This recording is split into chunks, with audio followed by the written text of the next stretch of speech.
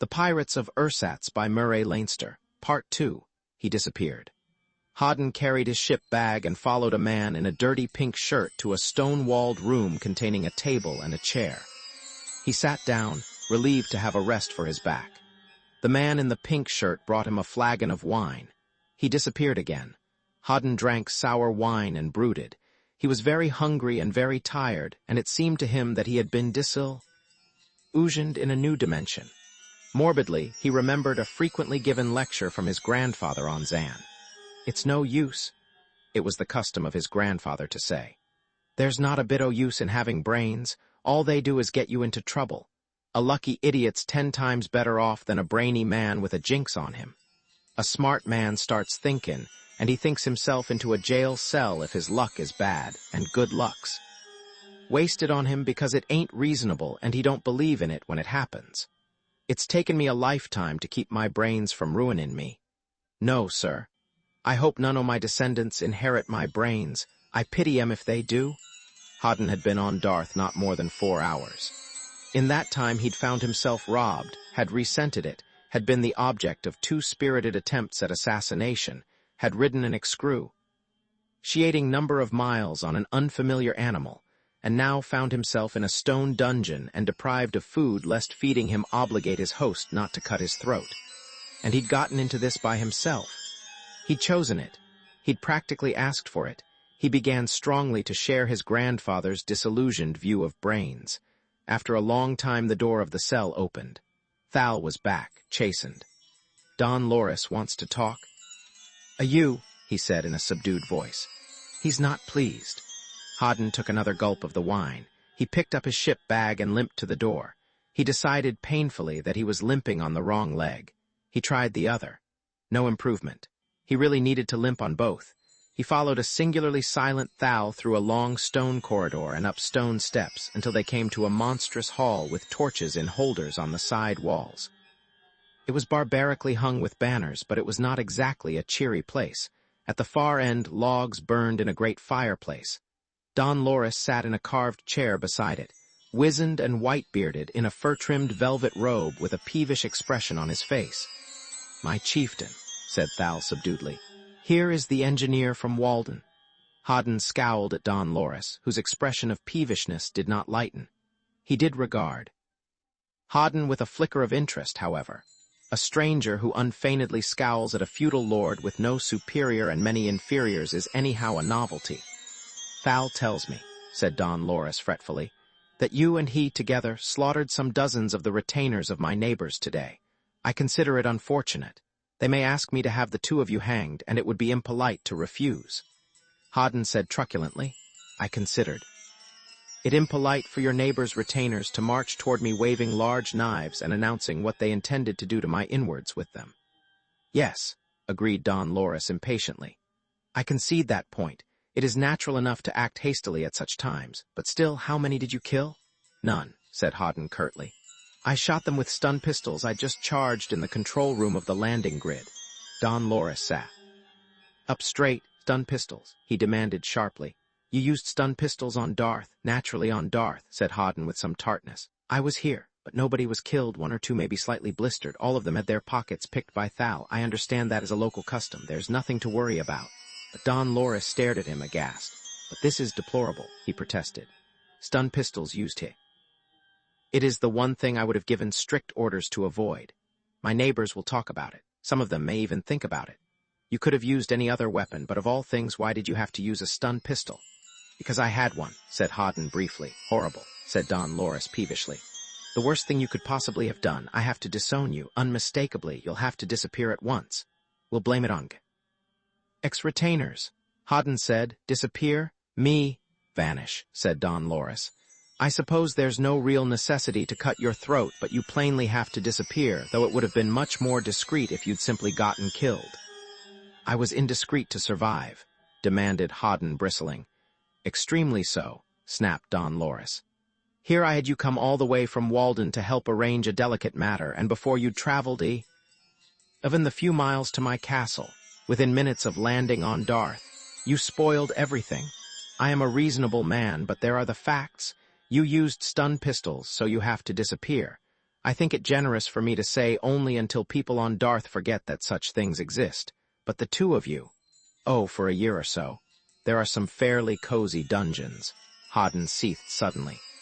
He'd tried to do something brilliant on Walden and had been framed for jail for life. He defended his life and property on Darth, and nearly the same thing popped up as a prospect. Hoddan angrily suspected fate and chance of plain conspiracy against him, but there was an interruption. A clanking of arms sounded somewhere nearby. Men with long, gruesome, glittering spears came through a doorway. They stood aside. A girl entered the great hall. More spearmen followed her. They stopped by the door. The girl came across the hall. She was a pretty girl, but Hoddan hardly noticed the fact. With so many other things on his mind, he had no time for girls. Thal, behind him, said in a quivering voice, "My Lady Fanny, I beg you to plead with your father for his most faithful retainer." The girl looked surprisedly at him. Her eyes fell on Hoddan. She looked interested. Hoddan, at that moment, was very nearly as disgusted and as indignant as a man could be. He did not look romantically at her, which to the Lady Fanny, daughter of that Don Loris who was prince of this and baron of that and so on, was news. He did not look at her at all. He ground his teeth. "Don't try to wheedle me, Fanny," snapped Don Loris. "I am a reasonable man, but I indulge you too much, even to allowing you to refuse that young imbecile geck with no end of inconvenience as a result, but I will not have you question my decision about Thal and this Hoddan person."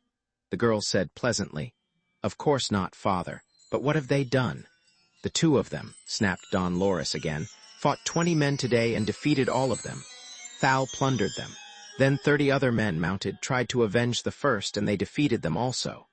Thal plundered 18, and all this was permissible if likely, but they did it with stun pistols. Everybody within news range will talk of it. They'll know that this Hoddan came to Darth to see me. They'll suspect that I imported new weapons for political purposes. They'll guess at the prettiest scheme I've had these 20 years. The girl stood still. A spearman leaned his weapon against the wall, raced across the hall, shifted a chair to a convenient position for the Lady Fanny to sit on it, and aced back to his fellows. She sat down. "But did they really defeat so many?" she asked, marveling. "That's wonderful. And Thal was undoubtedly fighting in defense of someone you told him to protect, as a loyal retainer should do. Wasn't he?" "I wish," fumed her father, "that you would not throw in irrelevances. I sent him to bring this Hoddan here this afternoon, not to massacre my neighbor's retainers, or rather, not massacre them. A little bloodletting would have done no harm, but stun pistols. He was protecting somebody he was told to protect," said Fanny. "And this other man, this Hoddan, Bron Hoddan," said her father irritably. "Yes, he was protecting himself. Doubtless he thought he did me a service in doing that. But if he'd only let himself get killed quietly, the whole affair would be simplified." The Lady Fanny said with quiet dignity, "By the say, I'm reasoning, father, it would simplify things greatly if I let the Lord Geck kidnap me." "It's not the same thing at all." "At least," said Fanny, "I wouldn't have a pack of spearmen following me about like puppies everywhere I go. It's not the same. Their breath smelling of wine except when they smell of beer, and they breathe very noisily, and it's not. And it's especially unreasonable," said the Lady Fanny with even greater dignity, "when you could put Thal and this Hoddan person on duty to guard me instead. If they can fight 20 and 30 men at once, all by themselves, it doesn't seem to me that you think much of my safety when you want to lock them up somewhere instead of using them to keep your daughter safe from that particularly horrible geck." Don Loris swore in a cracked voice. Then he said, "To end the argument, I'll think it over. Until tomorrow. Now." "Oh, away." Fanny, beaming, rose and kissed him on the forehead. He squirmed.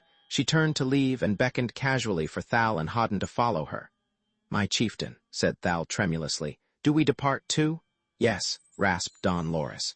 "Get out of my sight." Thal moved with agility in the wake of the Lady Fanny. Hoddan picked up his bag and followed. This, he considered darkly, was in the nature of a reprieve only. And if those 3 spaceships overhead did come from Walden, but why 3? The Lady Fanny went out the door she'd entered by. Some of the spearmen went ahead and others closed in behind her. Hoddan followed. There were stone steps leading upward. They were steep and uneven and interminable. Hoddan climbed on aching legs for what seemed ages. Stars appeared. The leading spearman stepped out on a flagstone level area. When Hoddan got there, he saw that they had arrived at the battlements of a high part of the castle wall. Starlight showed a rambling wall of circumvallation, with peaked roofs inside it. He could look down into a courtyard where a fire burned and several men busily did things beside it. But there were no other lights. Beyond the castle wall, the ground stretched away toward a nearby range of rugged low mountains. It was vaguely splotched with different degrees of darkness, where fields and pastures and woodland copses stood. "Here's a bench," said Fanny cheerfully, "and you can sit down beside me and explain things. What's your name again, and where did you come from?" "I'm Bron Hoddan," said Hoddan. He found himself scowling. "I come from Zan, where everybody is a space pirate. My grandfather heads the most notorious of the pirate gangs." "Wonderful," said Fanny admiringly. "I knew you couldn't be just an ordinary person and fight like my father said you did today." Thal cleared his throat. "Lady Fanny." "Hush," said Fanny. "You're a nice old fuddy-duddy that father sent to the spaceport because he figured you'd be too timid to get into trouble." "Hush." To Hoddan she said interestedly, "Now tell me all about the fighting. It must have been terrible." She watched him with her head on one side expectantly. "The fighting I did today," said Hoddan, angrily, "was exactly as dangerous and as difficult as shooting fish in a bucket. A little more trouble, but not much." Even in the starlight, he could see that her expression was more admiring than before. "I thought you'd say something like that," she said contentedly. "Go on." "That's all," said Hoddan. "Quite all. I can't think of anything else," he told her. He added drearily, "I rode a horse for 3 hours today. I'm not you. Is to it, I ache. Your father is thinking of putting me in a dungeon until some scheme or other of his goes through. I'm disappointed. I'm worried about 3 lights that went across the sky at sundown, and I'm simply too tired and befuddled for normal conversation." "Oh," said Fanny. "If I may take my leave," said Hoddan querulously. "I'll get some rest and do some thinking when I get up. I'll hope to have more entertaining things to say." He got to his feet and picked up his bag. "Where do I go?" he asked. Fanny regarded him enigmatically. Thal squirmed. "Thal will show you." Then Fanny said deliberately, "Bron Hoddan, will you fight for me?" Thal plucked anxiously at his arm. Hoddan said politely, "If at all desirable, yes, but now I must get some sleep." "Thank you," said Fanny. "I am troubled by the Lord Gek." She watched him move away. Thal, moaning softly, went with him down another monstrosity of a stone stairway. "Oh, what folly," mourned Thal. "I tried to warn you. You would not pay attention. When the Lady Fanny asked if you would fight for her, you should have said if her father permitted you that honor. But you said yes. The spearmen heard you. Now you must either fight the Lord Gek within a night and day or be disgraced." "I doubt," said Hoddan tiredly, "that the obligations of Darthian gentility apply to the grandson of a pirate or an escap. To me." He'd been about to say an escaped criminal from Walden, but caught himself in time. "But they do apply," said Thal, shocked. "A man who has been disgraced has no rights. Any man may plunder him, any man may kill him at will. But if he resists plundering or kills anybody else in self-defense, he is hanged." Hoddan stopped short in his descent of the uneven stall. "And steps. That's me from now on," he said sardonically. "Of course the Lady Fanny didn't mean to put me on such a spot." "You were not polite," explained Thal. "She'd persuaded her father out of putting us in a dungeon until he thought of us again. You should at least have shown good manners. You should have said that you came here across deserts and flaming oceans because of the fame of her beauty. You might have said you heard songs of her sweetness beside campfires half a world away. She might not have believed you, but—" "Hold it," said Hoddan. "That's just manners. What would you say to a girl you really liked?" "Oh, then," said Thal, "you'd get complimentary." Hoddan went heavily down the rest of the steps. He was not in the least pleased. On a strange world with strange customs, and with his weapons losing their charge every hour, he did not need any handicaps.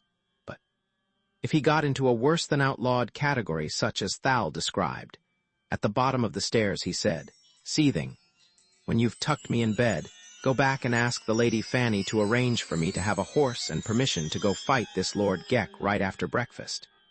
He was too much enraged to think further. He let himself be led into some sort of quarters which probably answered Don Loris' description of a cozy dungeon. Thal vanished and came back with ointments for Hoddan's blisters, but no food. He explained again that food given to Hoddan would make it disgraceful to cut his throat, and Hoddan swore poisonously, but stripped off his garments and smeared himself lavishly where he had lost skin. The ointment stung like fire, and he presently lay awake in a sort of dreary fury. And he was ravenous, it seemed to him that he lay awake for ins, but he must have dozed off because he was awakened by a yell. It was not a complete yell, only the first part of one.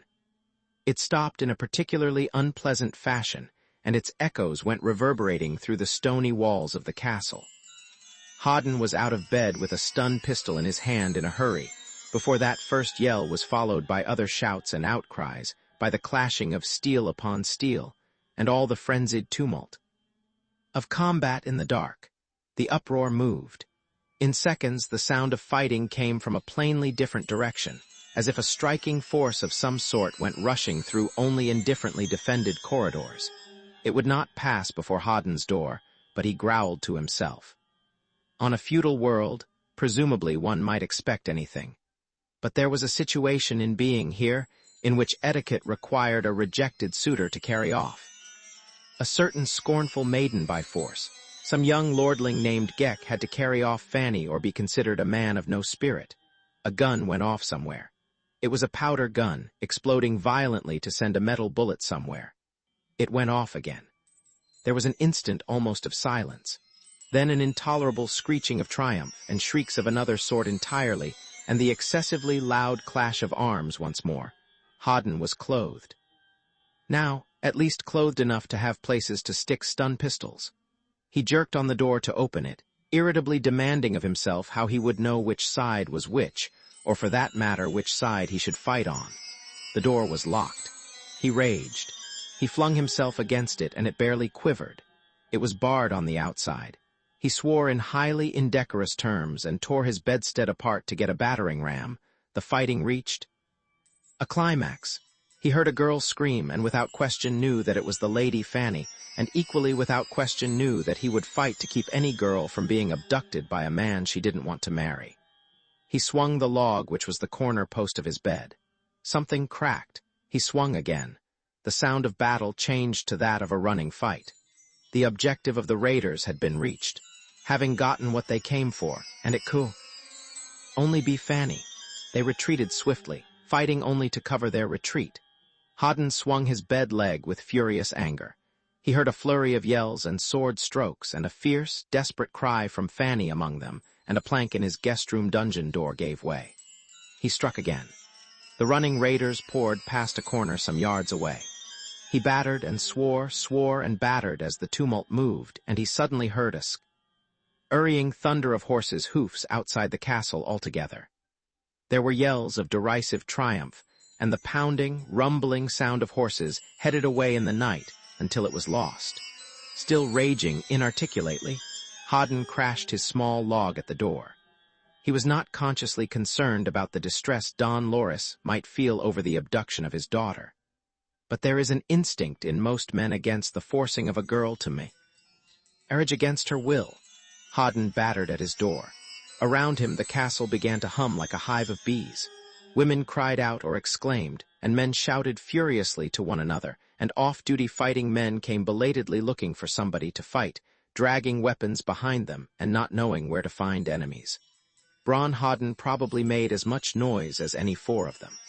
Somebody brought a light somewhere near. It shone. Through the cracks in the splintered planks, he could see to aim. He smote savagely, and the door came apart. It fell outward, and he found himself in the corridor outside, being stared at by complete strangers. "It's the engineer," someone explained to someone else. "I saw him when he rode in with Thal." "I want Thal," said Hoddan coldly. "I want a dozen horses. I want men to ride them with me." He pushed his way forward. "Which way to the stables?" But then he went back and picked up his bag of stun pistols. His air was purposeful and his manner furious. The retainers of Don Loris were in an extremely apologetic frame of mind. The Lady Fanny had been carried off into the night by a raiding party undoubtedly led by Lord Gek. The defenders of the castle hadn't prevented it. So there was no special reason to obey Hoddan, but there was every reason to seem to be doing something useful. He found himself almost swept along by agitated retainers trying to look as if they were about a purposeful affair. They went down a long ramp, calling uneasily to each other. They eddied around a place where two men lay quite still on the floor. Then there were shouts of, "Thal, this way, Thal!" And Hoddan found himself in a small stone-walled courtyard, doubtless inside a sallyport. It was filled with milling figures and many waving torches, and there was Thal, desperately pale and frightened. Behind him there was Don Loris, his eyes burning and his hands twitching, literally speechless from fury. "Pick a dozen men, Thal," commanded Hoddan. "Get him on horses. Get a horse for me, damn it. I'll show him how to use the stun pistols as we ride." Thal panted, shaking. "They hamstrung most of the horses. Get the ones that are left," barked Hoddan. He suddenly raged at Don Loris. "Here's another time stun pistols get used on Darth. Object to this if you want to." Hoofbeats. Thal on a horse that shied and reared at the flames and confusion. Other horses, skittish and scared with the smell of spilt blood in their nostrils, fighting the men who led them, their eyes rolling. Thal called names as he looked about him. There was plenty of light. As he called a name, a man climbed on a horse. Men thrust swords, spears, all manner of weapons upon them. Some of the chosen men swaggered because of their choice. Some looked woefully unhappy. But with Don Loris glaring frenziedly upon them in the smoky glare, no man refused. Hoddan climbed ungracefully upon the mount that 4 or 5 men held for him. Thal, with a fine sense of drama, seized a torch and waved it above his head. There was a vast creaking, and an unsuspected gate opened, and Thal rode out with a great clattering of hoofs, and the others rode out after him. There were lights everywhere about the castle now. All along the battlements men had set light to fire baskets and lowered them partway down the walls, to disclose any attacking force which might have dishonorable intentions toward the stronghold. Others waved torches from the battlements. Thal swung his torch and pointed to the ground. "They rode here," he called to Hoddan. "They ride for Gex Castle," Hoddan said angrily. "Put out that light. Do you want to advertise how few we are and what we're doing? Here, ride close." Thal flung down the torch and horses trotted underfoot as the knot of men rode on. Thal boomed. "The pickings should be good, eh? Why do you want me?" "You've got to learn something," snapped Hoddan. "Here, this is a stun pistol. It's set, or single-shot firing only. You hold it so, with your finger along this rod. You point your finger at a man and pull this trigger. The pistol will buzz briefly. You let the trigger loose and point at another man and pull the trigger again. Understand? Don't try to use it over 10 yards. You're no marksman." There on a galloping horse beside Hoddan in the darkness, Thal zestfully repeated his lesson. "Show another man and send him to me." "E for a pistol," Hoddan commanded curtly. "I'll be showing others." He turned to the man who rode too close to his left. Before he had fully instructed that man, another clamored for a weapon on his right. This was hardly adequate training in the use of modern weapons. For that matter, Hoddan was hardly qualified to give military instruction. He'd only gone on 2 pirate voyages himself. But little boys on Zan played at pirate in dutiful emulation of their parents. At least the possibilities of stun guns were envisioned in their childish games. So Hoddan knew more about how to fight with stun pistols than somebody who knew nothing at all. The band of pursuing horsemen pounded through the dark night under strangely patterned stars. Hoddan held on to his saddle and barked out instructions to teach Darthians how to shoot. He felt very queer. He began to whir. With the lights of Don Loris Castle long vanished behind, he began to realize how very small his troop was. Thal had said something about horses being hamstrung. There must, then, have been 2 attacking parties. One swarmed into the stables to draw all defending retainers there. Then the other poured over a wall or in through a bribed-open sallyport and rushed for the Lady Fanny's apartments. The point was that the attackers had made sure they could be only a token pursuit. They knew they were many times stronger than any who might come after them. It would be absurd for them to flee. Hoddan kicked his horse and got up to the front of the column of riders in the night. "Thal," he snapped. "They'll be idiots if they keep on running away. Now they're too far off to worry about men on foot. They'll stop and wait for us, most of them anyhow. We're riding into an ambush. Good picky." "Eh," said Thal. "Idiot," yelped Hoddan. "These men know you. You know what I can do with stun pistols. Tell them we're riding into ambush. They're to follow close behind us, too. Tell them they're not to shoot at anybody more than 5 yards off and not coming at them, and if any man stops to plunder, I'll kill him personally." Thal gaped at him. Not stop to plunder. Gek won't, snapped Hoddan.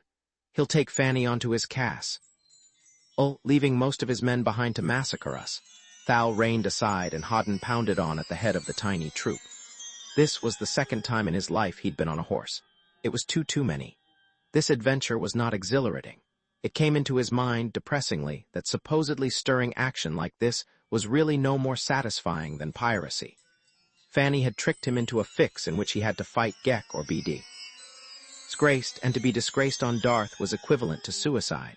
His horse came to a gentle rise in the ground. It grew steeper. The horse slacked in its galloping. The incline grew steeper still. The horse slowed to a walk, which it pursued with a rhythmically tossing head. It was only less uncomfortable than a gallop. The dim outline of trees appeared overhead. Perfect place for an ambush, Hoddan reflected dourly. He got out a stun pistol. He set the stud for continuous fire, something he hadn't dared trust to the others. His horse breasted the rise. There was a yell ahead and dim figures plunged toward him. He painstakingly made ready to swing his stun pistol from his extreme right, across the space before him, and all the way to the extreme left. The pistol should be capable of continuous fire for 4 seconds, but it was operating on stored charge. He didn't dare count on more than 3. He pulled the trigger. The stun pistol hummed, though its noise was inaudible through the yells of the charging partisans of the Lord Gek. Hoddan swore from the depths of a very considerable vocabulary. "You censored, deleted, omitted, unprintability," he roared. "Get back up on your horse or I blast you and leave you for Gek's men to handle when they're able to move about again. Get back on that horse." 1, 2. The man got back on the horse. "Now go on ahead," rasped Hoddan. "All of you, I'm going to count you." The dozen horsemen from Don Loris' stronghold rode reluctantly on ahead. He did count them. He rode on, shepherding them before him. "Gek," he told them in a blood-curdling tone, "has a bigger prize than any cash you'll plunder from one of his shot-down retainers. He's got the Lady Fanny. He won't stop before he... As her behind castle walls, we've got to catch up with him. You want to try to climb into his castle by your fingernails? You'll do it if he gets there first." The horses moved a little faster. Thal said with surprising humility, "If we force our horses too much, they'll be exhausted before we can catch up." "Figure it out," snapped Hoddan. "We have to catch up." He settled down to more of the acute discomfort that riding was. To him, he did not think again of the ambush. It had happened, and it had failed. 4/5 of the raiding party that had fought its way into Don Loris' stronghold and out again had been waiting for pursuers atop a certain bit of rising ground. They'd known their pursuers must come this way. There were certain passes through the low but rugged hills. One went this way or that, but no other. Their blood already warmed by past fighting when Hoddan and his dozens seemed to ride right into destruction. They flung themselves into a charge. But Hoddan had a stun pistol set for continuous fire. He used it like a hose or a machine gun, painstakingly sweeping it across the night before him, neither too fast nor too slowly. It affected the rushing followers of Lord Gek exactly as if it had been an oversized meat chopper. They went down. Only 3 men remained in their saddles. They'd probably been sheltered by the bodies of men ahead. Hoddan attended to those 3 with individual, personalized stun pistol bolts, and immediately had trouble with his men, who wanted to dismount and plunder their fallen enemies. He wouldn't even let them collect the horses of the men now out of action. It would cost time, and Gek wouldn't be losing any that he could help. With a raging, trembling girl as prisoner, most men would want to get her behind battlements as soon as possible, but Hoddan knew that his party was slowed down by him. Presently he began to feel bitterly sure that Gek would reach his castle before he was overtaken. "This place he's heading for," he said discouragedly to Thal. "Any chance of our rushing it?" "Oh, no," said Thal dolefully. 10 men could hold it against 1,000. "Then can't we make better time?" Thal said resignedly. Gek probably had fresh horses waiting so he could keep on at top speed in his flight. "I doubt we will catch him now." "The Lady Fanny," said Hoddan bitterly, "has put me in a fix, so if I don't fight him I'm ruined." "Disgraced," corrected Thal. He said mournfully, "It's the same thing." Gloom descended on the whole party as it filled their leaders. Insensibly, the pace of the horses slackened still more. They had done well. But a horse that can cover 50 miles a day at its own gait can be exhausted in 10 or less if pushed. By the time Hoddan and his men were within 2 miles of Geck's castle, their mounts were extremely reluctant to move faster than a walk. At a mile, they were kept in motion only by kicks. The route they followed was specific. There was no choice of routes here in the hills. They could only follow every twist and turn of the trail among steep mountain flanks and minor peaks. But suddenly they came to a clear, wide valley. Yellow cressets burned at its upper end, no more than half a mile distant. They showed a castle gate open, with the last of a party of horsemen filing into it. Even as Hoddan swore, the gate closed. Faint shouts of triumph came from inside the castle walls to the completely frustrated pursuers without. "I'd have bet on this," said Hoddan miserably. "Stop. Here, Thal, pick out a couple of your more hangdog characters and fix them up with their hands apparently tied behind their backs. We take a breather for 5 minutes, no more." He would not let any man dismount. He shifted himself about on his own saddle, trying to find a comfortable way to sit. He failed. At the end of 5 minutes, he gave orders. There were still shouts occasionally from within Geck's castle. They had that unrhythmic frequency which suggested that they were responses to a speech. Geck was making a fine, dramatic spectacle of his capture of an unwilling bride.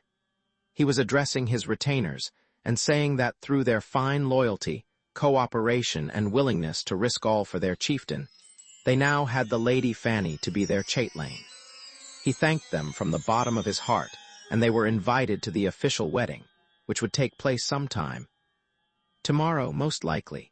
Before the speech was quite finished, however, Hoddan and his weary following rode up into the patch of light cast by the cressets outside the walls.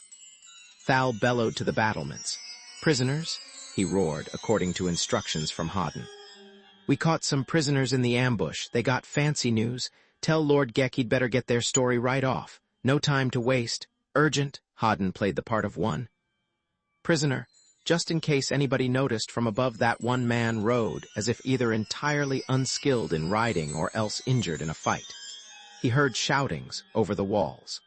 He glared at his men, and they drooped in their saddles. The gate creaked open, and the horsemen from Don Loris Castle filed inside.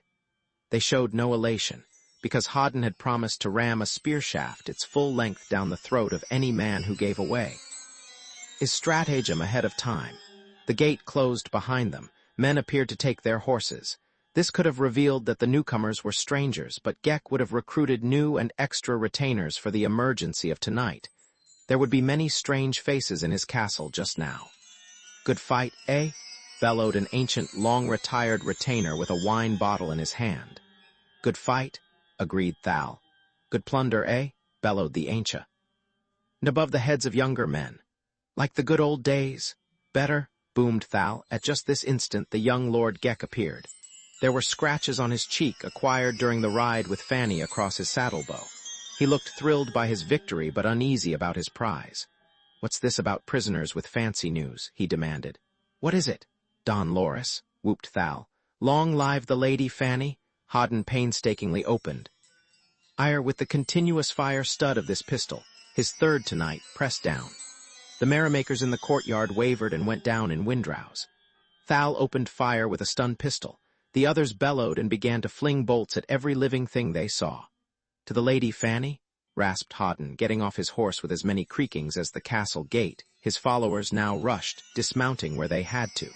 They fired with reckless abandon.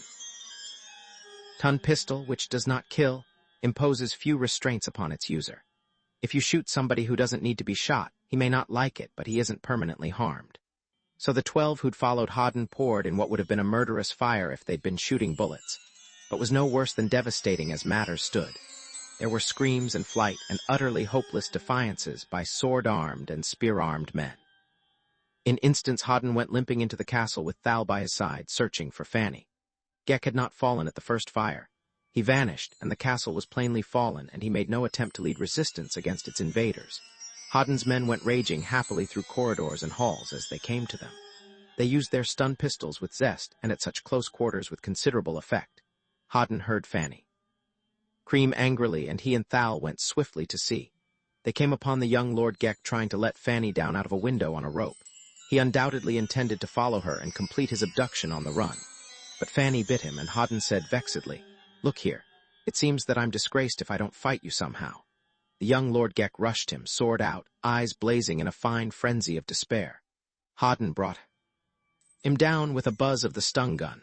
One of Hoddan's followers came hunting for him. "Sir," he sputtered, "we got the garrison cornered in their quarters, and we've been picking them off through the windows, and they think they're dropping dead and want to surrender. Shall we let him?" "By all means," Hoddan said irritably. "And Thal, go get something heavier than a nightgown for the Lady Fanny to wear, and then do what plundering is practical. But I want to be out of here in half an hour. Understand?" "I'll attend to the costume," said the Lady Fanny vengefully. "You cut his throat while I'm getting dressed." She nodded at the unconscious Lord Geck on the pavement. She disappeared through a door nearby. Hoddan could guess that Geck would have prepared something elaborate in the way of a trousseau for the bride he was to carry screaming from her home. Somehow it was the sort of thing a Darthian would do.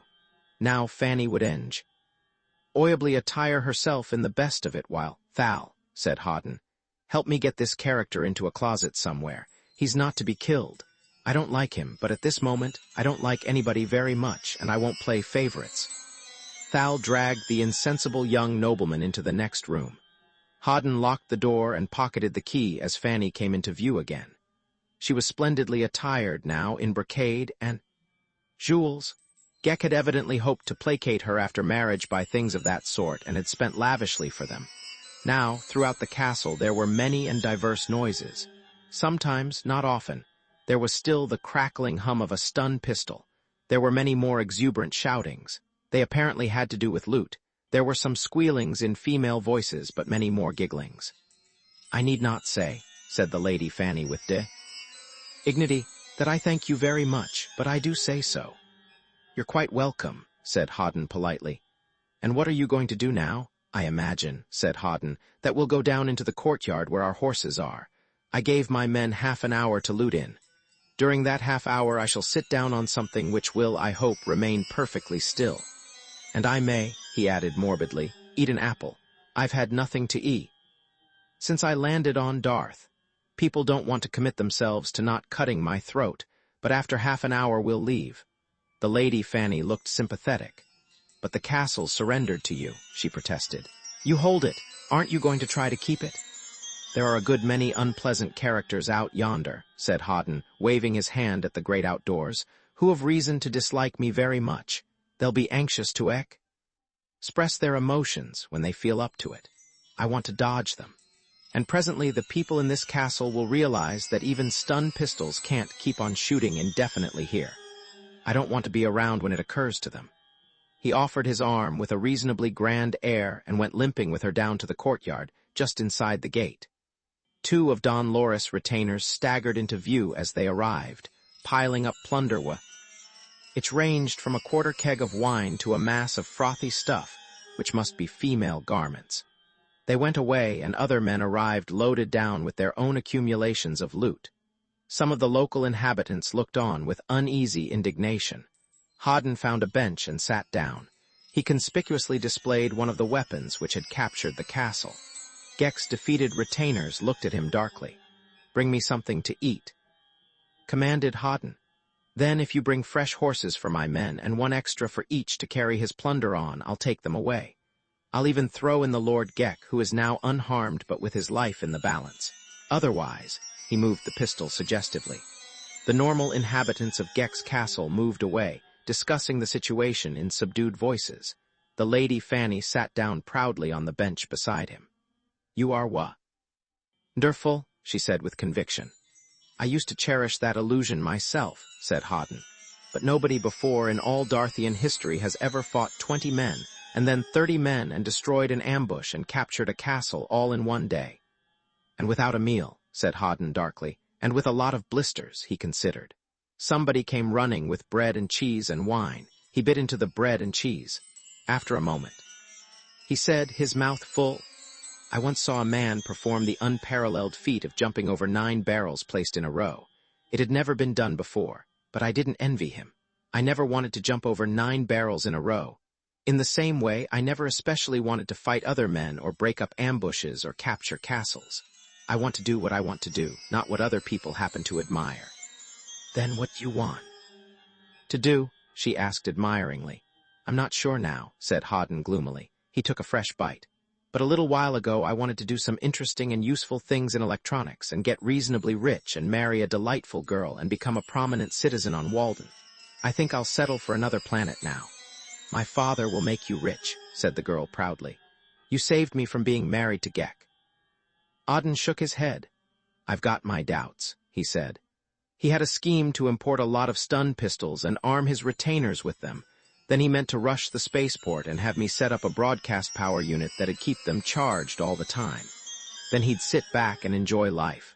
Holding the spaceport, nobody else could get stun weapons, and nobody could resist his retainers who had him. So he'd be top man on Dar. He'd have exactly as much power as he chose to seize. I think he cherished that little idea, and I've given advance publicity to stun pistols. Now he hasn't a ghost of a chance of pulling it off. I'm afraid he'll be displeased with me. I can take care of that, said Fanny confidently. She did not question that her father would be displeased. Maybe you can, said Hoddan, but though he's kept a daughter, he's lost a dream, and that's... Bereavement, I know. Horses came plodding into the courtyard with Gek's retainers driving them. They were anxious to get rid of their conquerors. Hoddan's men came trickling back, with arms full of plunder to add to the piles they'd previously gathered. Thal took charge, commanding the exchange of saddles from tired to fresh horses, and that the booty be packed on the extra mounts. It was time. 9 of the dozen looters were at work on the task when there was a tumult back in the castle. Yellings and the clash of steel. Hoddan shook his head. Bad. Somebody's pistol went empty and the local boys found it out. Now we'll have to fight some more. No. He beckoned to a listening, tense, resentful inhabitant of the castle. He held up the key of the room in which he'd locked young Gek. Now open the castle gate, he commanded, and fetch out my last 3 men, and we'll leave without setting fire to it. Anything? The Lord Gek would like it that way. He's locked up in a room that's particularly inflammable. The last statement was a guess, only, but Gek's retainer looked horrified. He bellowed. There was a subtle change in the bitterly hostile atmosphere. Men came angrily to help load the spare horses. Hoddan's last 3 men came out of a corridor wiping blood from various scratches and complaining plaintively that their pistols had shot empty. And they'd had to defend themselves with knives. 3 minutes later, the cavalcade rode out of the castle gate and away into the darkness. Hoddan had arrived here when Gek was inside with Fanny as his prisoner, when there were only a dozen men without and at least 100 inside to defend the walls. And the castle was considered impregnable. In half an hour, Hoddan's followers had taken the castle, rescued Fanny, looted it superficially, gotten fresh horses for themselves and spare ones for their plunder, and were headed away again. In only one respect were they worse off than when they arrived. Some stun pistols were empty. Hoddan searched the sky and pieced together the star pattern he'd noted before. Hold it, he said sharply to Thal. We don't go back the same way we came. The gang that ambushed us will be stirring around again, and we haven't got full stun pistols now. We make a wide circle around those characters. Why? Demanded Thal. There are only so many passes. The only other one is 3 times as long, and it is disgraceful to avoid a fight. Thal, snapped an icy voice from beside Hoddan. You have an order, obey it. Even in the darkness, Hoddan could see Thal jump. Yes, my lady Fanny, said Thal shakily. But we go a long distance roundabout. The direction of motion through the night. How changed? The long line of horses moved in deepest darkness, lessened only by the light of many stars. Even so, in time one's eyes grew accustomed, and it was a glamorous spectacle.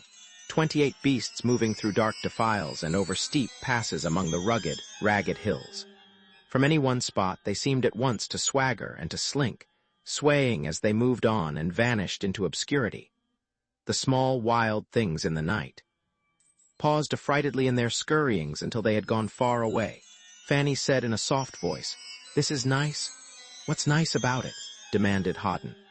"Riding like this," said Fanny enthusiastically, "with men who have fought for me to guard me in the darkness, with the leader who has rescued me by my side underneath the stars, it's a delicious feeling."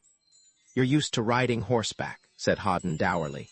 He rode on while mountains skyward, and the pass they followed wound this way and that, and he knew that it was a very roundabout way indeed.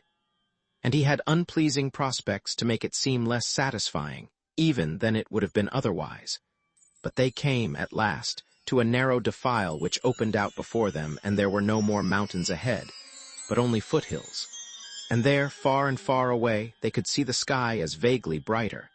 As they went on, indeed, a glory of red and golden colorings appeared at the horizon, and out of that magnificence 3 bright lights suddenly darted. In strict V formation, they flashed from the sunrise toward the west. They went overhead, more brilliant than the brightest stars, and when part-way down to the horizon, they suddenly winked out. "What on earth are they?" demanded Fanny. "I never saw anything like that before." "They're spaceships in orbit." It Hoddan. He was as astounded as the girl, but for a different reason. "I thought they'd be landed by now." It changed everything. He could not see what the change amounted to, but change there was. "For one thing, we're going to the spaceport," he told Thal curtly. "We'll recharge our stun pistols there. I thought those ships had landed. They haven't. Now we'll see if we can keep them aloft. How far to the landing grid?" "You insisted," complained Thal, "that we not go back to Don Loris Castle by the way we left it. There are only so many passes through the hills. The only other one is very long. We are only 4 miles. Then we head there right now," snapped Hoddan. "And we step up the speed," he barked commands to his followers. Thal, puzzled but in dread of acid comment from Fanny, bustled up and down the line of men, insisting on a faster pace. And them embers of the cavalcade had not pushed these animals as they had their first. Even the lead horses, loaded with loot, managed to get up to a respectable ambling trot. The sunrise proceeded. Dew upon the straggly grass became visible.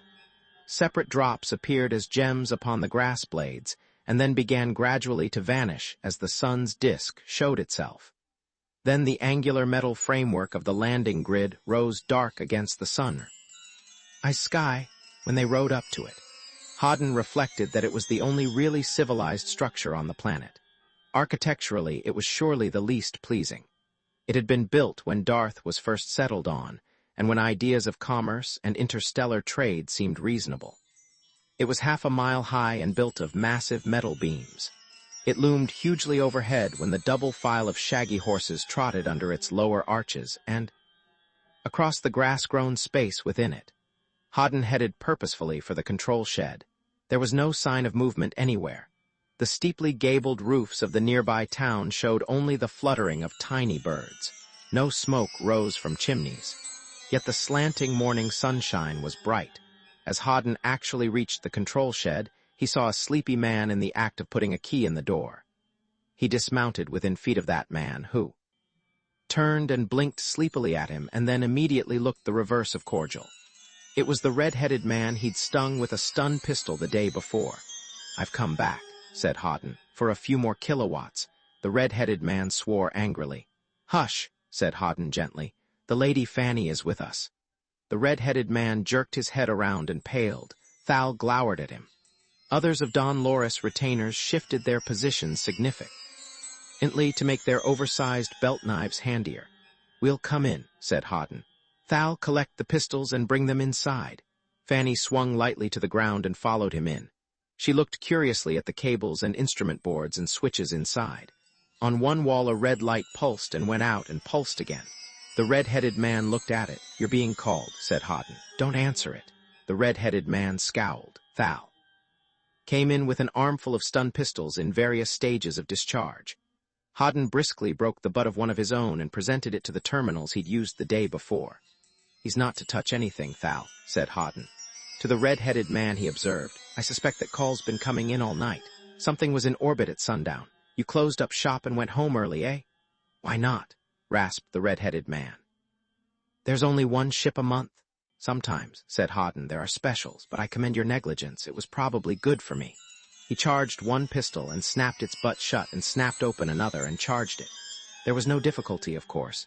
In minutes all the pistols he'd brought from Walden were ready for use again. He tucked away as many as he could conveniently carry on his person. He handed the rest to He went competently to the pulsing call signal. He put headphones to his ears. He listened. His expression became extremely strange, as if he did not quite understand nor wholly believe what he heard. "Odd," he said mildly. He considered for a moment or two, then he rummaged around in the drawers of desks. He found wire clips.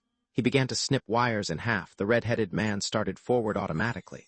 "Take care of him, Thal," said Hoddan. He cut the microwave receiver free of its wires and cables. He lifted it experimentally and opened part of its case to make sure the therma battery that would power it in an emergency was there and in working order. It was. "Put this on a horse, Thal," commanded Hoddan. "We're taking it up to Don Loris." The red-headed man's mouth dropped open. He said stridently, "Hey, you can't do that," Hoddan turned upon him, and he said sourly, "All right, you can. I'm not trying to stop you with all those hard cases outside." "You can build another in a week," said Hoddan kindly. "You must have spare parts." Thal carried the communicator outside. Hoddan opened a cabinet, threw switches, and painstakingly cut and snipped at a tangle of wires within. "Just your instrumentation," he explained to the appalled red-headed man. "Won't use the grid until you've got this fixed, too. A few days of harder work than you're used to. That's all." He led the way out again, and on the way explained to Fanny, "Pretty old-fashioned job, this grid. They make simpler ones nowadays. They'll be able to repair it, though, in time. Now we go back to your father's castle. He may not be pleased, but he should be mollified." He saw Fanny mount lightly into her own saddle and shook his head gloomily. He climbed clumsily into his own. They moved off to return to Don Loris' stronghold. Hoddan suffered. They reached the castle before noon, and the sight of the Lady Fanny riding beside a worn-out Hoddan was productive of enthusiasm and loud cheers. The loot displayed by the returned wayfarers increased the rejoicing. There was envy among the men who had stayed behind. There were respectfully admiring looks cast upon Hoddan. He had displayed, in furnishing opportunities for plunder, the most admired quality a leader of feudal fighting men could show.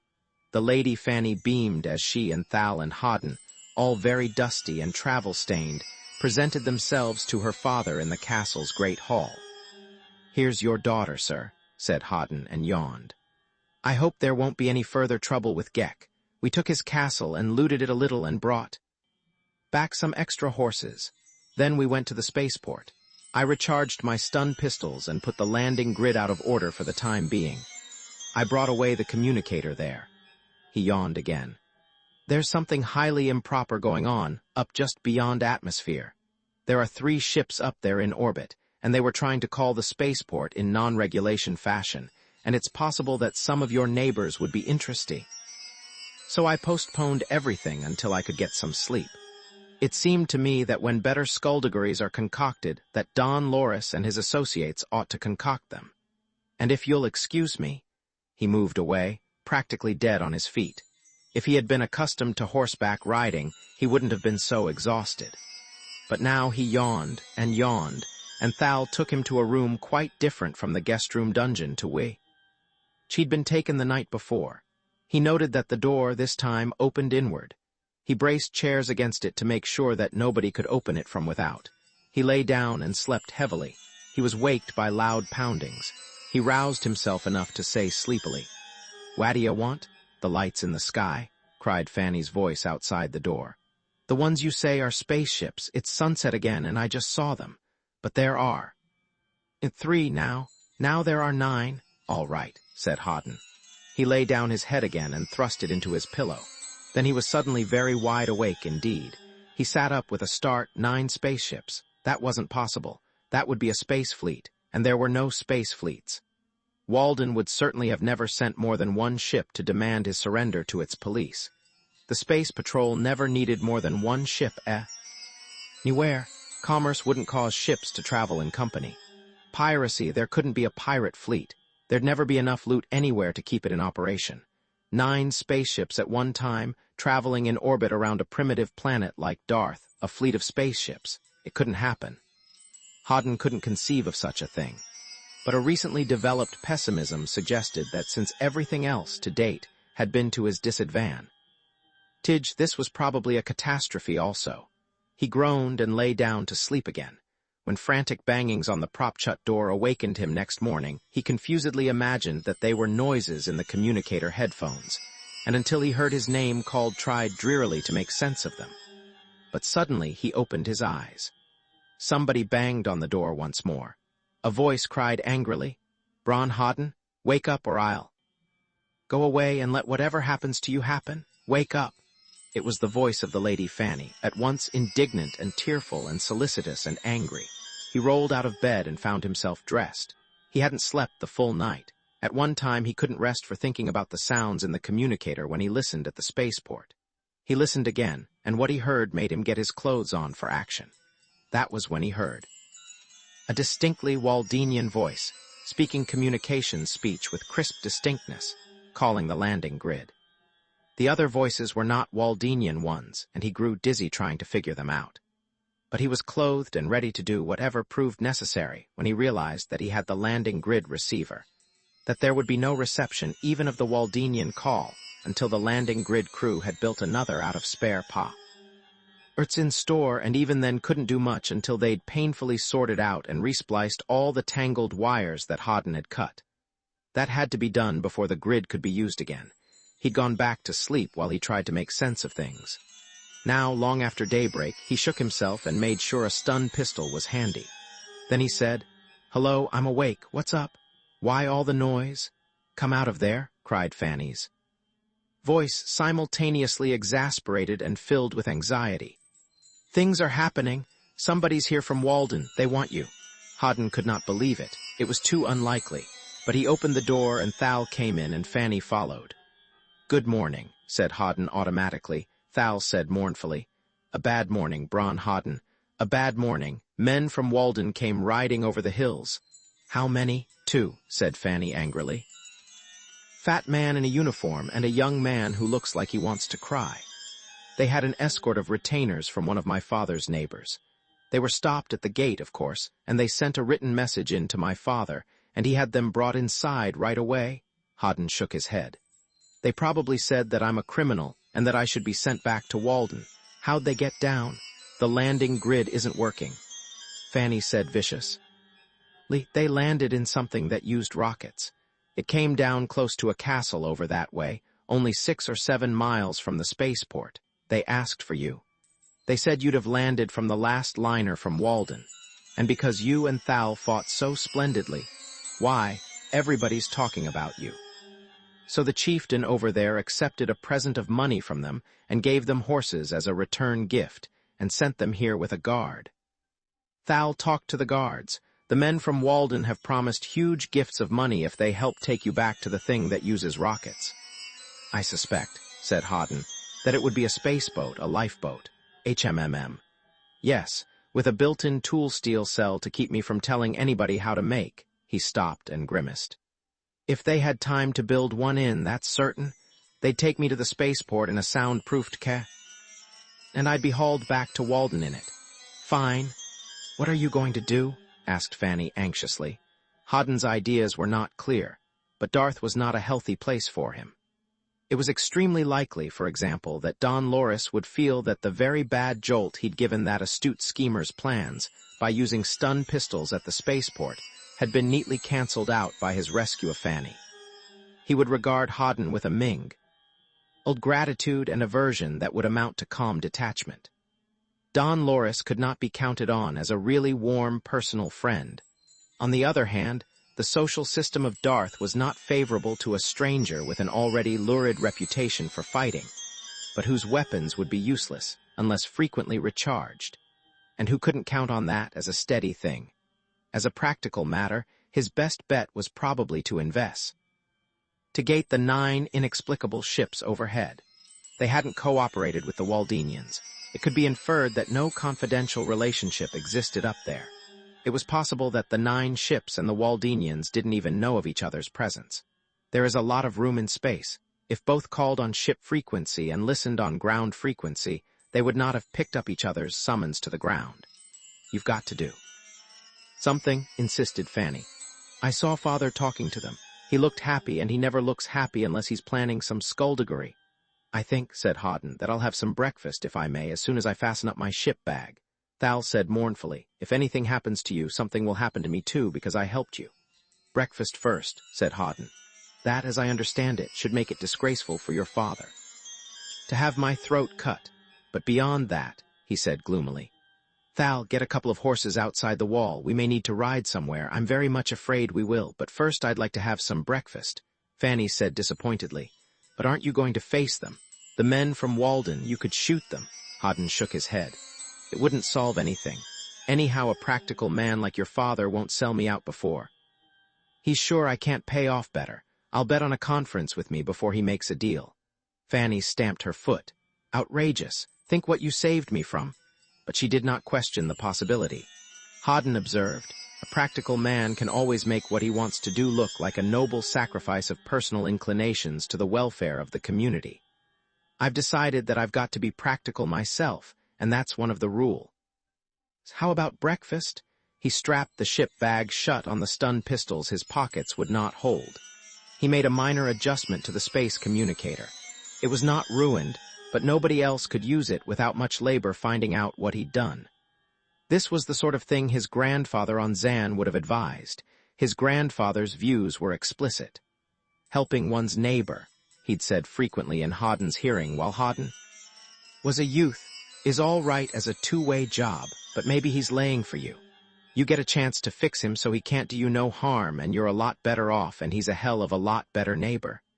This was definitely true of the men from Walden. Hoddan guessed that Derec was one of them. The other would represent the police or the planetary government. It was probably just as true of Don Loris and others. Hoddan found himself disapproving of the way the cosmos was designed. Even though presently he sat at breakfast high up on the battlements, and Fanny looked at him with interesting anxiety, he was filled with forebodings. The future looked dark, yet what he asked of fate and chance was so simple. He asked only a career and riches and a delightful girl to marry and the admiration of his fellow citizens. Trivial things, but it looked like he'd have to do bad. For even such minor gifts of destiny, Fanny watched him breakfast. I don't understand you, she complained. Anybody else would be proud of what he'd done and angry with my father, or don't you think he'll act ungratefully? Of course I do, said Hoddan. Then why aren't you angry? I'm hungry, said Hoddan. And you take it for granted that I want to be properly grateful, said Fanny in one breath, and yet you haven't shown the least appreciation of my getting 2 horses over in that patch of woodland yonder, she pointed, and Hoddan nodded, and having Thal there with orders to serve you faithfully. She stopped short. Don Loris appeared beaming at the top of the steps leading here from the great hall where conferences took place. He regarded Hoddan benignly. This is a very bad business, my dear fellow, he said benevolently. Has Fanny told you of the people who arrived from Walden in search of you? They tell me terrible things about you. Yes, said Hoddan. He prepared a roll for biting. He said, one of them, I think, is named Derec. He's to identify me so good money isn't wasted paying for the wrong man. The other man's police, isn't he? He reflected a moment. If I were you, I'd start talking at 1,000,000 credits. You might get half that. He bit into the roll as Donla. Oris looked shocked. You think, he asked indignantly, that I would give up the rescuer of my daughter to emissaries from a foreign planet to be locked in a dungeon for life? Not in those words, conceded Hoddan. But after all, despite your deep gratitude to me, there are such things as one's duty to humanity as a whole. And while it would cause you bitter anguish if someone dear to you represented a danger to millions of innocent women and children, still, under such circumstances, you might feel it necessary to do violence to your own emotions. Don Loris looked at him with abrupt suspicion. Hoddan waved the roll. Moreover, he observed, gratitude for actions done on Darth does not entitle you to judge of my actions on Walden. While you might and even should feel obliged to defend me in all things I have done on Darth, your obligation to. He does not let you deny that I may have acted less defensibly on Walden. Don Loris looked extremely uneasy. I may have thought something like that, he admitted. But, so that, said Hoddan, while your debt to me cannot and should not be overlooked, nevertheless, Hoddan put the roll into his mouth and spoke less clearly. You feel that you should give consideration to the claims of Walden to inquire into my actions while there. He chewed and swallowed and said gravely, and can I make death rays? Don Loris brightened. He drew a deep breath of relief. He said complainingly, I don't see why you're so sarcastic. Yes, that is a rather important question. You see, on Walden they don't know how to. They say you do. They're very anxious that nobody should be able to. But while in unscrupulous hands such an instrument of destruction would be most unfortunate. Under proper control. Yours, said Hoddan, say ours, said Don Loris hopefully. With my experience of men and affairs and my loyal and devoted retainers. And cozy dungeons, said Hoddan. He wiped his mouth. No, Don Loris started violently. No, what? No death rays, said Hoddan. I can't make 'em. Nobody can. If they could be made, some star somewhere would be turning them out, or some natural phenomenon would let them loose from time to time. If there were such things as death rays, all living things would have died, or else would have adjusted to their weaker manifestations and developed immunity so they wouldn't be death rays any longer. As a matter of fact, that's probably been the case sometime in the past. So far as the gadget goes that they're talking about, it's been in use for half a century in the SETI's cluster. Nobody's died of it. Yet, Don Loris looked bitterly disappointed. That's the truth? He asked unhappily. Honestly, that's your last word on it. Much, said Hoddan. Much as I hate to spoil the prospects of profitable skullduggery, that's my last word and it's true. But those men from Walden are very anxious, protested Don Loris. There was no ship available, so their government got a liner that normally wouldn't stop here to take an extra life. Boat aboard. It came out of overdrive in this solar system, let out the lifeboat, and went on its way again. Those two men are extremely anxious, ambitious, maybe, said Hoddan. They're prepared to pay to overcome your sense of gratitude to me. Naturally, you want all the traffic will bear. I think you can get 500,000. Don Loris looked suspicious again. You don't seem worried, he said fretfully. I don't understand you. You have a secret, said Hoddan. What is it? It will develop, said Hoddan. Don Loris hesitated, essayed to speak, and thought better of it. He shrugged his shoulders and went slowly back to the flight of stone steps. He descended. The Lady Fanny started to wring her hands. Then she said hopefully, What's your secret? That your father thinks I have one, said Hoddan. Thanks for the breakfast. Should I walk out the gate or— It's closed, said the Lady Fanny forlornly. But I have a rope for you. You can go down over the wall. Thanks, said Hoddan. It's been a pleasure to rescue you. Will you? Fanny hesitated. I've never known anybody like you before. Will you ever come back? Hoddan shook his head at her. Once you asked me if I'd fight for you, and look what it got me into. No commitments. He glanced along the battlements. There was a fairly large coil of rope in view. He picked up his bag and went over to it. He checked the fastening of one end and tumbled the other over the wall. 10 minutes later, he trudged up to Thal, waiting in the nearby woodland with 2 horses. The Lady Fanny, he said, has the kind of brains I like. She pulled up the rope again. Thal did not comment. He watched morosely as Hoddan made the perpetually present ship bag fast to his saddle and then distastefully climb aboard the horse. What are you going to do? Asked Thal unhappily. I didn't make a parting present to Don Loris, so I'll be disgraced if he finds out I helped you, and I don't know where to take you. Where? Asked Hoddan. Did those characters from Walden come down? Thal told him. At the castle of a considerable feudal chieftain, on the plain some 4 miles from the mountain range and 6 miles this side of the spaceport. We ride there, said Hoddan. Liberty is said to be sweet, but the man who said that didn't have blisters from a saddle. Let's go. They rode away. There would be no immediate pursuit and possibly none at all. Don Loris had left Hoddan at breakfast on the battlements. The Lady Fanny would make as much confusion over his disappearance as she could, but there'd be no search for him until Don Loris had made his deal. Hoddan was sure. At Fanny's father would have an enjoyable morning. He would relish the bargaining session. He'd explain in great detail how valuable had been Hoddan's service to him in rescuing Fanny from an abductor who would have been an intolerable son-in-law. He'd grow almost tearful as he described his affection for Hoddan, how he loved his daughter, as he observed grievedly that they were asking him to betray the man who had saved for him the solace of his old age. He would mention also that the price they offered was an affront to his paternal affection and his dignity as prince of this, baron of that, lord of the other thing and claimant to the dukedom of something or other. Either they'd come up or the deal was off. But meanwhile Hoddan and Thal rode industriously toward the place from which those emissaries had come. All was tranquil. All was calm. Once they saw a dust cloud, and Thal turned aside to a providential wooded copse, in which they remained while a cavalcade went by. Thal explained that it was a feudal chieftain on his way to the spaceport town. It was simple discretion for them not to be observed, said Thal, because they had great reputations as fighting men. Whoever defeated them would become prominent at once. So, somebody might try to pick a quarrel under one of the finer points of etiquette when it would be disgrace to use anything but standard Darthian implements for massacre. Hoddan admitted that he did not feel quarrelsome. They rode on after a time, and in late afternoon, the towers and battlements of the castle they sought appeared. The ground here was only gently rolling. They approached it with caution, following the reverse slope of hills and dry stream beds, and at last penetrating horse-high brush to the point where they could see it clearly.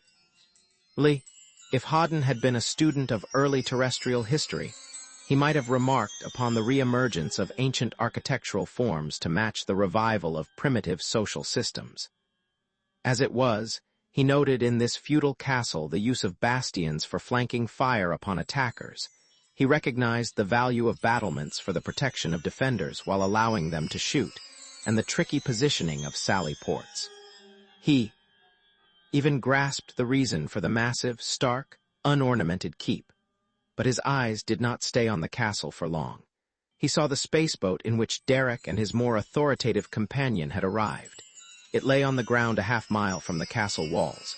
It was a clumsy, obese, flattened shape some 40 feet long and nearly 15 wide. The ground about it was scorched where it had descended upon its rocket flames. There were several. Horses tethered near it, and men who were plainly retainers of the nearby castle reposed in its shade. Hoddan reined in. "Here we part," he told Thal. "When we first met, I enabled you to pick the pockets of a good many of your fellow countrymen. I never asked for my split of the take. I expect you to remember me with affection." Thal clasped both of Hoddan's hands in his.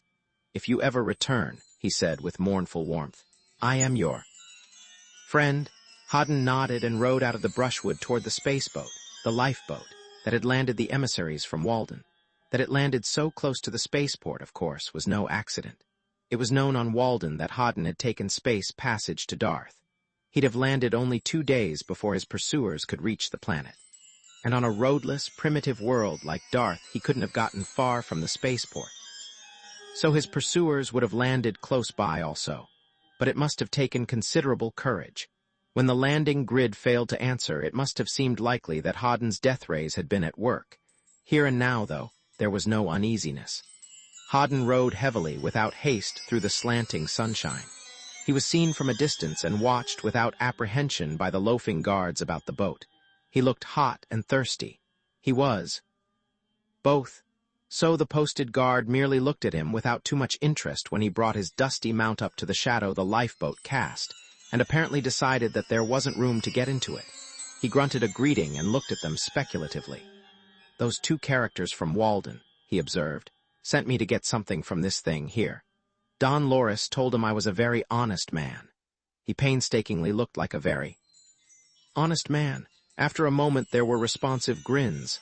"If there's anything missing when I start back," said Hoddan, "I can't imagine how it happened. None of you would take anything." "Oh no, I bet you'll blame it on me." He shook his head and said, "Tusk, tusk, tusk." One of the guards sat up and said appreciatively, "But it's locked." "Good." "Being an honest man," said Hoddan amiably, "they told me how to unlock it." He got off his horse. He removed the bag from his saddle. He went into the grateful shadow of the metal hull. He paused and mopped his face and then went to the entrance port. He put his hand on the turning bar. Then he painstakingly pushed in the locking stud with his other hand. Of course the handle turned. The boat port opened. The 2 from Walden would have thought everything safe because it was under guard. On Walden, that protection would have been enough. On Darth, the spaceboat had not been looted simply because locks there were not made with separate vibration checks to keep vibration from loosening them. On spaceboats, such a precaution was usual. "Give me 2 minutes," said Hoddan over his shoulder. "I have to get what they sent me for. After that, everybody starts even." He entered and closed the door behind him. Then he locked it. By the nature of things, it is as needful to be able to lock a spaceboat from the inside as it is unnecessary to lock it from without. He looked things over. Standard equipment everywhere. He checked everything, even to the fuel supply. There were knockings on the port. He continued to inspect. He turned on the vision screens which provided the control room, indeed all the boat, with an unobstructed view in all directions. He was satisfied. The knocks became bangings. Something approaching indignation could be deduced. The guards around the spaceboat felt that Hoddan was taking an unfair amount of time to pick the cream of the loot inside. He got a glass of water. It was excellent. A second. The bangings became violent hammerings. Hoddan seated himself leisurely in the pilot's seat and turned small knobs. He waited. He touched a button. There was a mildly thunderous bang outside, and the lifeboat reacted as if to a slight shock. The vision screens showed a cloud of dust at the spaceboat's stern, roused by a deliberate explosion in the rocket tubes. It also showed the retainers in full flight. He waited until they were in safety and made the standard takeoff preparations. A horrific roaring started up outside. He touched controls, and a monstrous weight pushed him back in his seat. The rocket swung and lifted and shot skyward with greater acceleration. And before, it went up at a lifeboat's full fall-like rate of climb, leaving a trail of blue-white flame behind it. All the surface of Darth seemed to contract swiftly below him. The spaceport and the town rushed toward a spot beneath the spaceboat's tail. They shrank and shrank. He saw other places, mountains, castles. He saw Don Loris' stronghold. Higher he saw the sea. The sky turned purple. It went black with specks of starshaft. In it. Hoddan swung to a westward course and continued to rise, watching the star images as they shifted on the screens. The image of the sun, of course, was automatically diminished so that it was not dazzling. The rockets continued to roar, though in a minor fashion because there was no longer air outside in which a bellow could develop. Hoddan painstakingly made use of those rule-of-thumb methods of astrogation which his piratical forebears had developed and which a boy on Zan absorbed without being aware. He wanted an orbit around Darth. He didn't want to take time to try to compute it, so he watched the star images ahead and astern. If the stars ahead rose above the planet's edge faster than those behind sank down below it, he would be climbing. If the stars behind sank down faster than those ahead rose up, he would be descending. If all the stars rose equally, he'd be climbing straight up, and if they all dropped equally, he'd be moving straight down. It was not a complex method, and it worked. Presently he relaxed. He sped swiftly back past midday and toward the sunrise line on Darth. This was the reverse of a normal orbit, but it was the direction followed by the ships up here. He hoped his orbit was lower than theirs. If it was, he'd overtake them from behind. If he were they'd overtake him. He turned on the space phone. Its reception indicator was piously placed at ground. He shifted it to space, so that it would pick up calls going planetward, instead of listening vainly for replies from the non-operative landing grid. Instantly voices boomed in his ears. Many voices. An impossibly large number of voices. Many more than 9 transmitters were in operation now. "Idiot," said a voice in quiet passion. "Sheer off or you'll get in our drive field," a high-pitched voice said. "And Group 2 takes second orbit position," somebody bellowed. "But why don't they answer?" And another voice still said formally, "Reporting Group 5, but 4 ships are staying behind with tanker Toya, which is having stabilizer trouble." Hoddan's eyes opened very wide. He turned down the sound while he tried to think. But there wasn't anything to think. He'd come aloft to scout 3 ships that had turned to 9, because he was in such a fix on Darth that anything strange might be changed into something useful. But this was more than 9 ships, itself an impossibly large space fleet. There was no reason why ships of space should ever travel together. There were innumerable reasons why they shouldn't. There was a limit to the number of ships that could be dated at any spaceport in the galaxy. There was no point, no profit, no purpose in a number of ships traveling together. Darth's sunrise line appeared far ahead. The lifeboat would soon cease to be a bright light in the sky now. The sun's image vanished from the rear screens. The boat went hurtling onward through the blackness of the planet's shadow while voices squabbled and wrangled and formally reported, and now and again one admonished. Disputants to a proper discipline of language. During the period of darkness, Hoddan racked his brains for the vaguest of ideas on why so many ships should appear about an obscure and unimportant world like Darth. Presently the sunset line appeared ahead, and far away he saw moving lights which were the hulls of the volubly communicating vessels. He stared blankly. There were tens, scores, he was forced to guess at the Starkim. Possibility of more than 100 spacecraft in view. As the boat rushed onward, he had to raise the guess. It couldn't be, but he turned on the outside telescope, and the image on its screen was more incredible than the voices and the existence of the fleet itself. The scope focused first on a bulging, monster, antiquated freighter of a design that had not been built for 100 years. The second view was of a passenger liner with the elaborate ornamentation that in past generations was considered suitable for space. There was a bulk cargo ship, with no emergency rockets at all and cruise quarters in long blisters built outside the gigantic tank which was the ship itself. There was a needle-sharp space yacht, more freighters, with streaks of rust on their sides where they had lain aground for tens of years. The fleet was an anomaly, and each of its component parts was separately a freak. It was a gathering together of all the outmoded and obsolete hulks and monstrosities of space. One would have to scavenge half the galaxy to bring together so many crazy, overaged derelicts that should have been in junk yards. Then Hoddan drew an explosive deep breath. It was suddenly clear what the fleet was, and what its reason must be. Why it stopped here could not yet be guessed, but Hoddan watched absorbedly. He couldn't know what was toward, but there was some emergency. It could be in the line of what an electronic engineer could handle. If so, why? It could mean an opportunity to accomplish great things and grow rich, and probably marry some delightful girl and be a great man somewhere.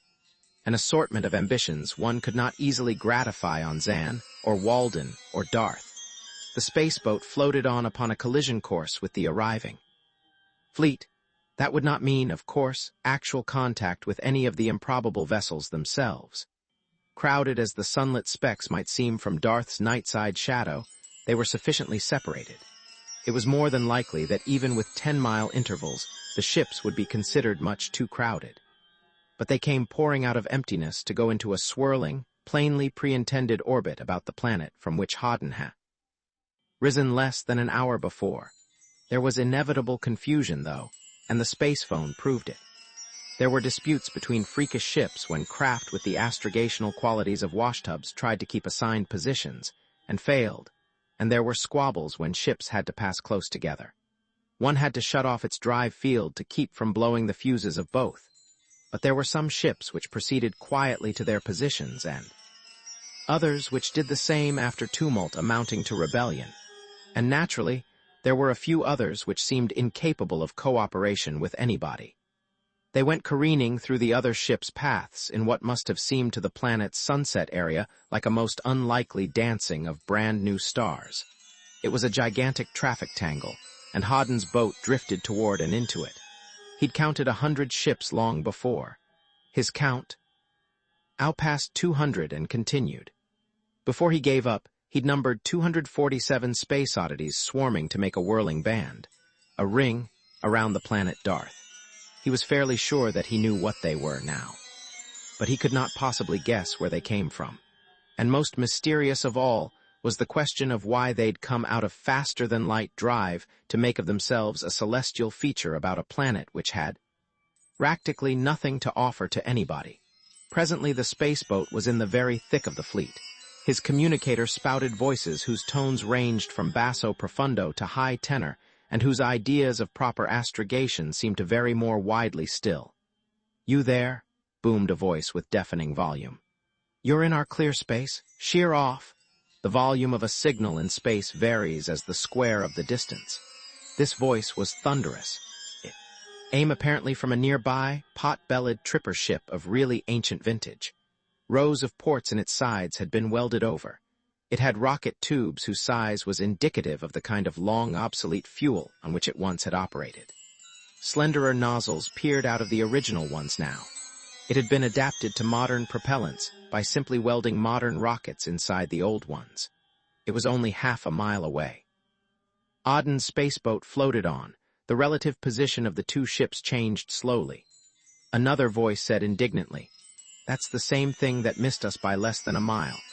"You there, stop acting like a squig, get on your own course," a third voice. "What boat's that? I don't recognize it. I thought I knew all the freaks in this fleet, too." a fourth voice said sharply. That's not one of us. Look at the design. That's not us. Other voices broke in. There was babbling. Then a harsh voice roared, Quiet, I order it. There was silence. The harsh voice said heavily, Relay the image to me.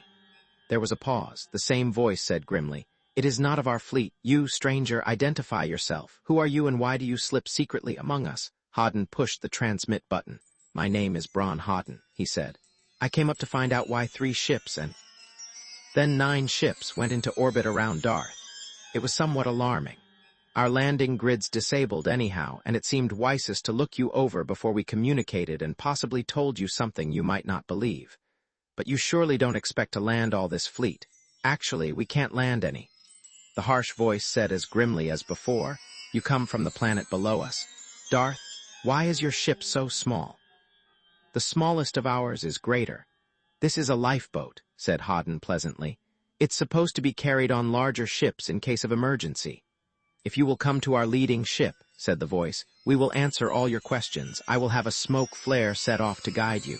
Hoddan said to himself, No threats and no offers. I can guess why there are no threats, but they should offer something. He waited. There was a sudden huge eruption of vapor in space some 200 miles away. Perhaps an ounce of explosive had been introduced into a rocket tube and fired. The smoke particles, naturally ionized, added their self-repulsion to the expansiveness of the explosive's gases. A cauliflower-like shape of filmy whiteness appeared and grew larger and thinner. Hoddan drove toward the spot with very light touches of rocket power. He swung the boat around and killed its relative. Velocity. The leading ship was a sort of gigantic, shapeless, utterly preposterous ark-like thing. Hoddan could neither imagine a purpose for which it could have been used, nor a time when men would have built anything like it. Its huge sides seemed to be made exclusively of great doorways now tightly closed. One of those doorways suddenly gaped wide. It would have admitted a good-sized modern ship. A nervous voice essayed to give Hoddan directions for getting the spaceboat inside what was plainly an enormous hold now pumped empty of air. He grunted and made the attempt. It was tricky. He sweated when he cut off his power, but he felt fairly safe. Rocket flames would burn down such a door if necessary. He could work havoc if hostilities began. The great cargo door swung shut. The outside pressure needle swung sharply and stopped at 30 centimeters of mercury pressure. There was a clanging. A smaller door evidently opened somewhere. Lights came on old-fashioned glow tubes. Then figures appeared through a door leading to some other part of this ship. Hoddan nodded to himself. The costume was odd. It was awkward. It was even primitive, but not in the fashion of the soiled but gaudily colored garments of Darth. These men wore unrelieved black with gray shirts. There was no touch of color about them. Even the younger ones wore beards. And of all unnecessary things, they wore flat-brimmed hats in a spaceship. Hoddan opened the boat door and said politely, Good morning. I'm Bron Hoddan. You were talking to me just now. The oldest and most fiercely bearded of the men said harshly, I am the leader here. We are the people of Colin. He frowned when Hoddan's expression remained unchanged. The people of Colin? He repeated more loudly. The people whose forefathers settled that planet and brought it to be a world of peace and plenty, and then foolishly welcomed strangers to their midst.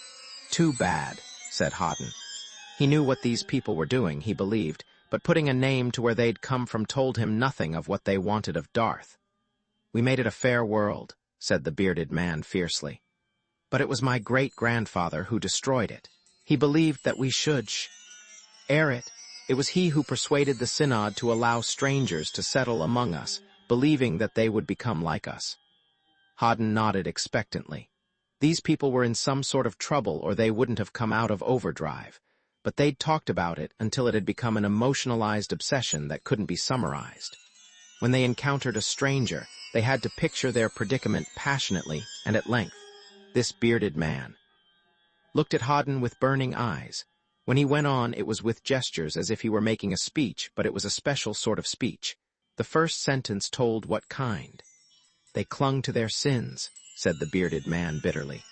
They did not adopt our ways, our example went for naught. They brought others of their kind to Colin. After a little, they laughed at us. In a little more, they outnumbered us. Then they ruled that the laws of our synod should not govern them, and they lured our young people to imitate them. Frivolous, sinful, riotous folk that they were. Hoddan nodded again. There were elderly people on Zan who talked like this. Not his grandfather. If you listened long enough, they'd come to some point or other, but they had arranged their thoughts so solidly that any attempt to get quickly at their meaning would only produce confusion.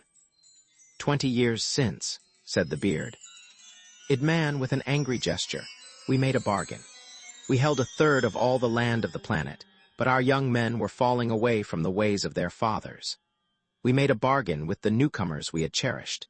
We would trade our lands, our cities, our farms, our highways, for ships to take us to a new world with food for the journey and machines for the taming of the planet we would select.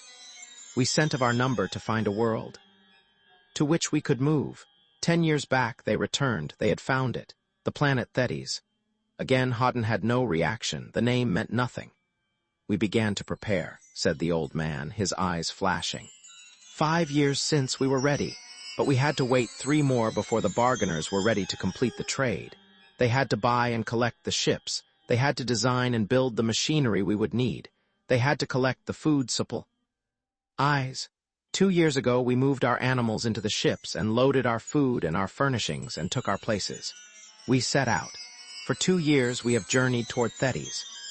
Hoddan felt an instinctive respect for people who would undertake to move themselves, the third of the population of a planet, over a distance that meant years of voyaging. They might have tastes in costume that he did not share, and they might go in for elaborate oratory instead of matter-of-fact statements, but they had courage.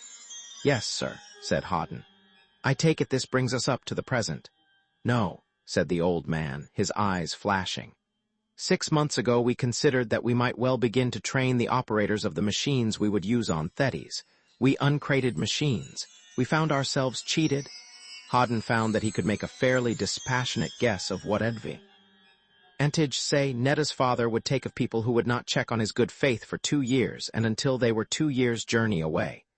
The businessmen on Krim would have some sort of code determining how completely one could swindle a customer. Don Loris, now, how badly were you cheated? Asked Hoddan. Of our lives, said the angry old man.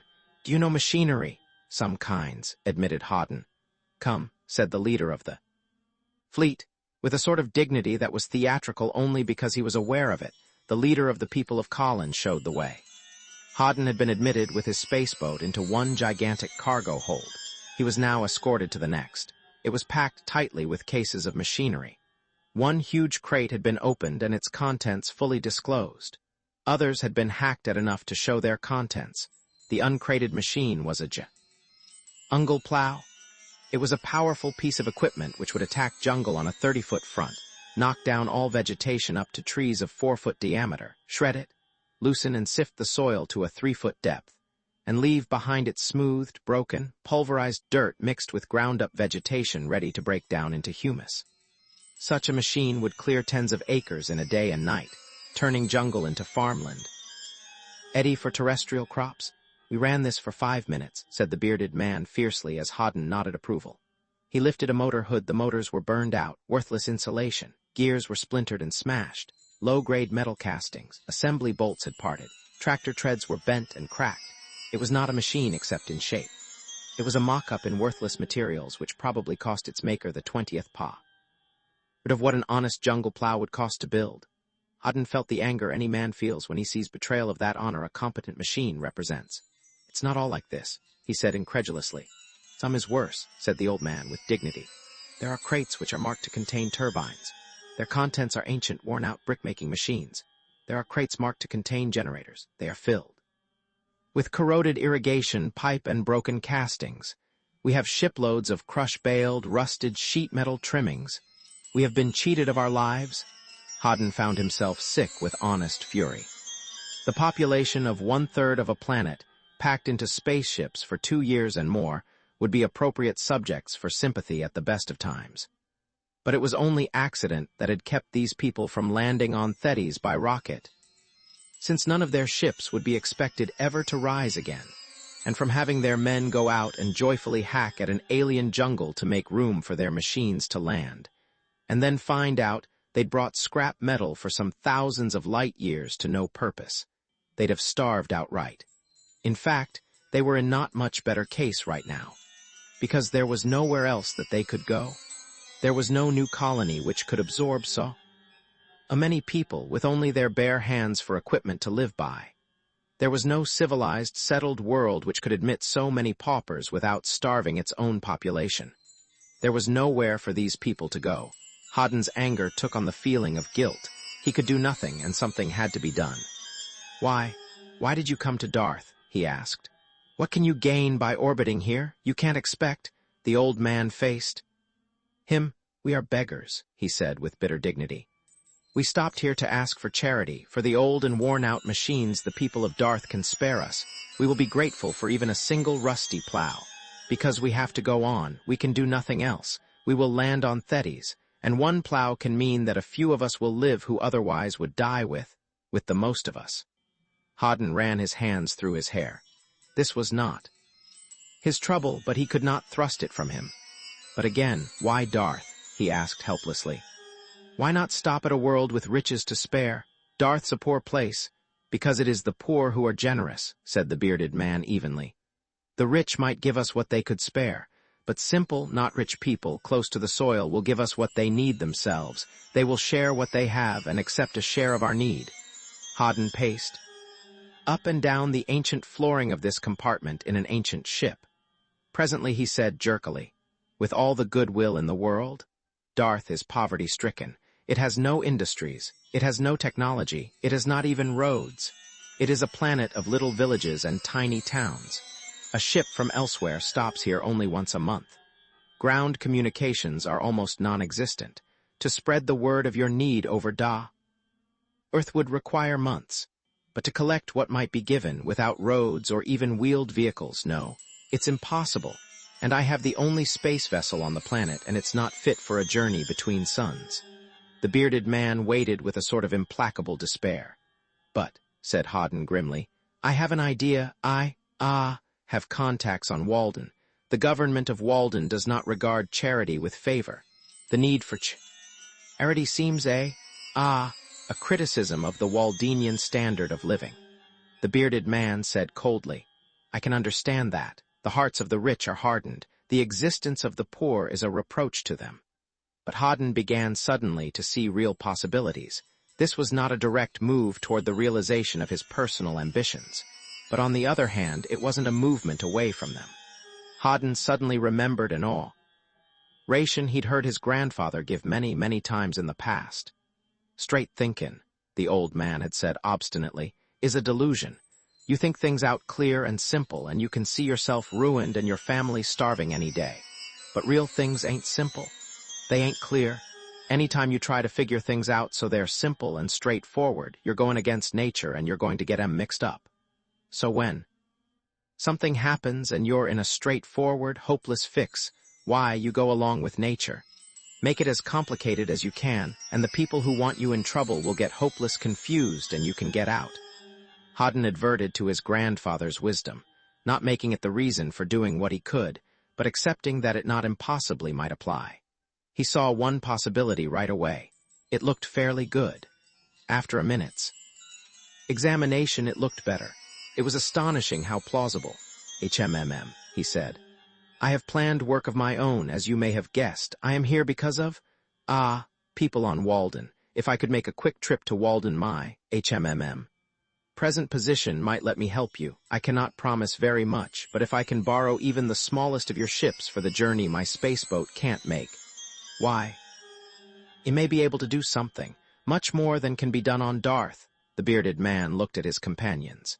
He seems frank, he said forbiddingly, and we can lose nothing. We have stopped our journey and are in orbit. We can wait, but our people should not go to Walden. Fleshpots?